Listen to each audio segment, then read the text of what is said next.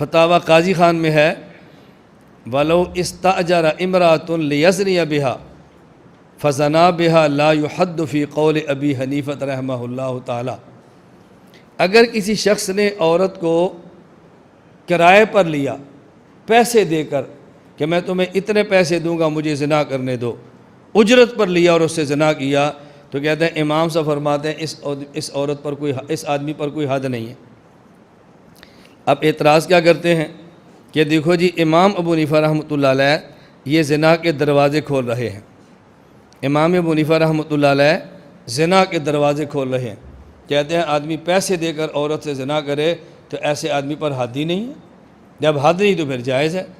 میں نے کہا بات سمجھو، ایک ہے زنا کا جائز ہونا اور جائز نہ ہونا، ایک ہوتا ہے ایسے زانی پر حد لگنا اور حد نہ لگنا۔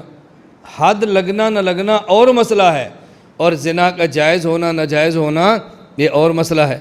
اگر صرف حد نہ لگنے سے اگر کوئی چیز جائز ہو جاتی ہو تو حضرت عبداللہ بن عباس رضی اللہ تعالیٰ عنہما کا فتویٰ یہ ترمذی کے اندر موجود ہے، فرماتے ہیں من اتل بہیمۃ فلا حد علیہ، کوئی آدمی کسی جانور سے بدفعلی کرے تو ایسے آدمی پر کوئی حد نہیں۔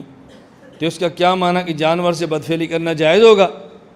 اب بتاؤ اگر میں آپ سے کہوں کوئی آدمی پخانہ کھا لے اس کے اوپر کوئی حد نہیں، تو غیر اٹھ کے پخانہ شروع کر دے کیوں، کھانا شروع کر دے کیوں؟ مولانا صاحب نے کہا حد نہیں لہذا جائز ہو گیا۔ اور بھئی حد نہ ہونا الگ مسئلہ ہے اور جائز اور ناجائز ہونا یہ الگ مسئلہ ہے۔ تو امام ابو حنیفہ رحمۃ اللہ علیہ کا یہ جو مسئلہ بیان کیا جا رہا ہے نا کہ حد نہیں، حد نہ ہونے کی وجہ امام صاحب فرماتے ہیں کہ ضابطہ ہے الحدود تندرع بالشبہات، اگر کسی موقع پر شبہ ثابت آ گیا تو شبہ سے حد ساقط ہو جاتی ہے۔ یہاں شبہ کیا ہے؟ قرآن کریم میں ہے فَمَسْتَمْتَعْتُمْ بِهِ مِنْهُنَّ فَآتُوهُنَّ أُجُورَهُنَّ، جب تم کسی عورت سے نکاح کرو تو عورت کا حق مہر دیا کرو، عورت سے نکاح کرو تو عورت کو حق مہر دیا کرو۔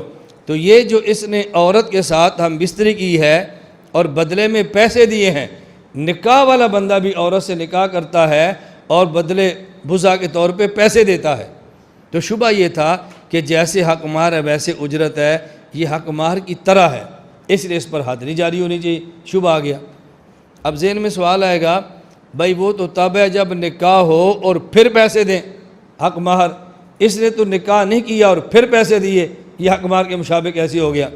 ہم نے کہا یہ نکاح کے مشابہ ہے۔ کیوں؟ نکاح میں یہ ہوتا ہے کہ دو آدمی گواہ ہوں اور مرد عورت ایجاب و قبول کر لیں، اور اگر گواہ نہ ہوں ایجاب و قبول کریں تو امام مالک فرماتے ہیں پھر بھی نکاح ہو جاتا ہے۔ حضرت امام مالک یہاں گواہ شرط نہیں ہے۔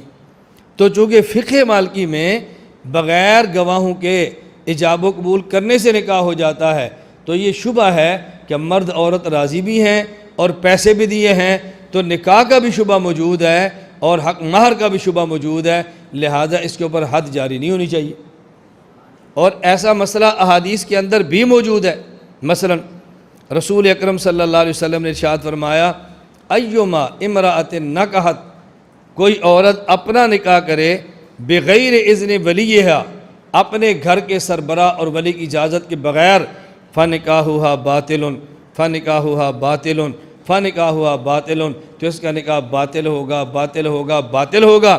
آگے فرمایا فإن دخل بها، اگر بغیر ولی کی اجازت کے نکاح کر لیا اور اس کے شوہر نے سے ہم بستری بھی کر لی، اللہ کے نبی فرماتے ہیں فلہ المہر بما استحل من فرجہا، چونکہ اس نے حلال طریقے سے ہم بستری کی ہے لہذا اس عورت کو حق مہر ادا کرے گا، حق مہر پھر بھی دے گا۔ اور حق مہر کون سا ہوگا؟ حق مہر مصری ہوگا، جو عام طور پہ اس علاقے میں اس خاندان کی عورت کا حق مہر ہوتا ہے۔ اب دیکھو نکاح کو باطل بھی فرمایا جا رہا ہے اور شرمگاہ کو حلال بھی کیا جا رہا ہے اور حق مہر بھی ثابت کیا جا رہا ہے۔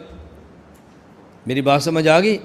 تو اس کا مطلب یہ نہیں ہے کہ حد نہیں تو جائز ہو گیا، لیکن یہ بات بھی ذہن نشین فرما لیں کہ اس مسئلے پر بھی فقہ میں دو قول ہیں۔ ایک قول یہ ہے کہ حد ہے اور فتویٰ اس بات پر ہے کہ اس پر ایک یہ کہ حد نہیں اور فتویٰ اس پر ہے، اس پر حد یہ ہے۔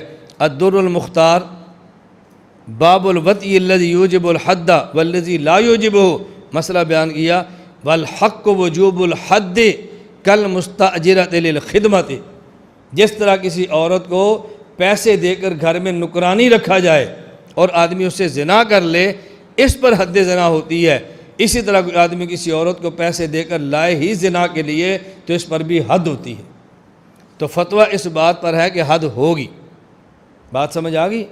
اب دو باتیں سمجھ لیں، اس مسئلے پر دو قول آگے، ایک قول یہ کہ حد نہیں، اور ایک قول یہ کہ حد، اگر حد نہ ہو تو جائز پھر بھی نہیں ہے، اور اگر حد ہو تو فتویٰ اس پر ہے کہ حد ہونا چاہیے۔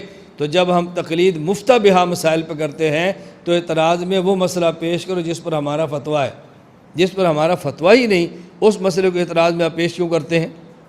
میری بات سمجھ آ گئی؟ اس لیے ہم نے کہا یہ دو مسئلے الگ ہیں، ایک ہے گناہ ہونا اور ایک ہے حد ہونا۔ گناہ تو ہر حال میں ہے، لیکن حد کے بارے میں دو قول تھے، اور فتویٰ اس بات پر ہے کہ اس آدمی پر پھر بھی حد ہوگی، یہ نہیں کہ اس کی حد ساقط ہو جائے گی۔